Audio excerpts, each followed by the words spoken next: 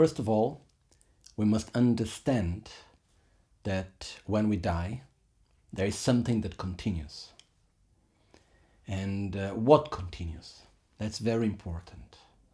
And from my own understanding, what continues is the most deep aspect of ourselves. It's like even in this lifetime, since we are a very small kid, as we grow up, as we get older, there is some part of us which continues. And when we know someone really well, and if we have the sensibility to look at a person and to know the deepest aspects of the character of the person, we can see the specific characteristics of the character of the person independently of the age, independently of the time, independently of the context. So once I know you really well, once I know the more subtle aspects of yourself, imagine if I can recognize you in another body. Because when we die, this body ends, the gross part of our mind is gone, we lose the knowledge, we lose the theories, we lose the body. But when there is reincarnation, when a new body is taken, the body is new, the gross part of the mind with knowledge and so on is new, but the deeper aspect of the self continues from life to life. So if I know you well enough, and if I have the sensibility to be able to recognize the deeper aspects of yourself, then I can recognize you in another body.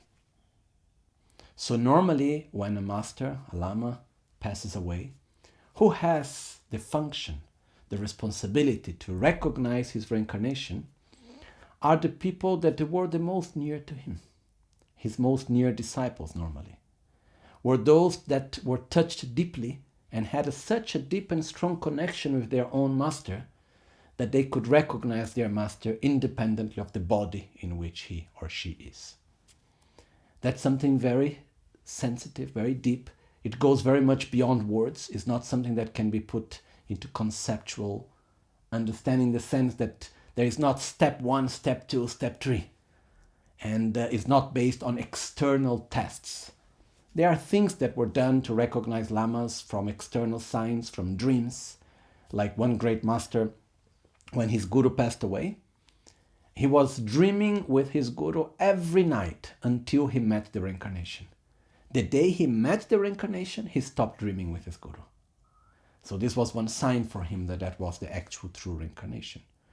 But the most important thing for those that are searching for the reincarnation is to see in the deepest level the same qualities, the same characteristics, the same person that they could see before in their own master.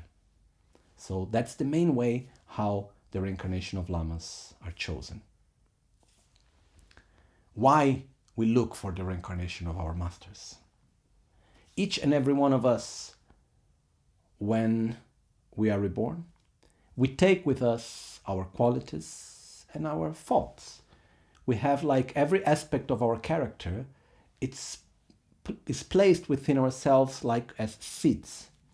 When we go from one life to the other, within our mind stream, so-called very subtle mind, mental continuum, there are the imprints, or like the seeds of our character, the seeds of our knowledge, of our experiences. And when we are born, these are just like seeds in a field that are waiting to have the right condition to ripen.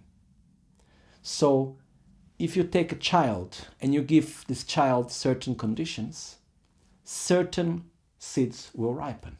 If you don't give these conditions, these seeds will not ripen. So if you take a child that has very good seeds inside for meditation, for self-knowledge, for helping others, but you don't put that child in the right context, there is the possibility that some of these seeds will not rise, would not ripen, and would remain there until maybe another life. That's why it's so important inside Tibetan Buddhist tradition that when there is someone that has such high qualities, spiritually speaking, to recognize their reincarnation so the right conditions can be given to them for their greatest qualities to ripen and manifest once again.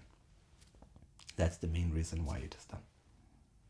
The other reason is that the greatest qualities that we look in anyone to guide us spiritually is not knowledge, but is truly love and wisdom. And the deepest state of love and wisdom is something that can be taken from life to life. It's not something that you can gain by study. It's not something that you can gain by experience, but by an inner process of realization, which can be taken from life to life. That's why we go to look for our masters, so they can continue to guide us from life to life.